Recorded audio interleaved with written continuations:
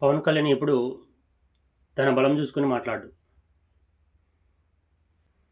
తనను వెనక నుండి నడిపించే, తన కోసం పార్టీ పెట్టించిన చంద్రబాబు నాయుడు గారి అండ చూసుకుని మాట్లాడుతూ ఉంటాడు.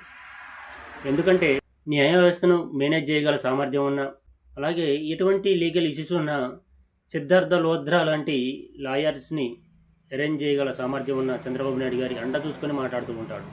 తనను గుడ్డిగా నమ్మి తన వెనక నడిచే జానా సైకోల అండ చూసుకొని వాళ్ళని రెచ్చగొట్టి తనను ఎవరైనా ఏదైనా విమర్శిస్తే వారిపై క్యారెక్టర్ అసాసినేషన్ చేయించడం, బూతులు తిట్టించడం, దాడులు చేయించడం, బీహార్ తరహా అరాచకాలు సృష్టించే జానా సైకోలను చూసుకొని మాట్లాడుతూ ఉంటాడు. ప్రతిపక్షాలను అడ్డమైన బూతులు తిడుతూ నోటికి అద్దు అదుపు లేకుండా ఇష్టం వచ్చినట్లు మాట్లాడుతూ కేంద్రం అండ చూసుకొని మాట్లాడుతూ ఉంటాడు.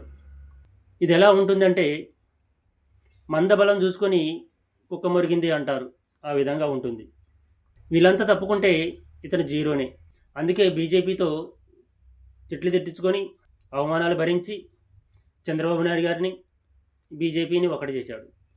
ఒక పార్టీపై, ఒక పార్టీ నాయకుడిపై ఉన్న ద్వేషం, పగ, కుళ్ళు, కుతంత్రం, ద్వేషం అతన్ని ఈ స్థాయికి దిగజార్చాయి.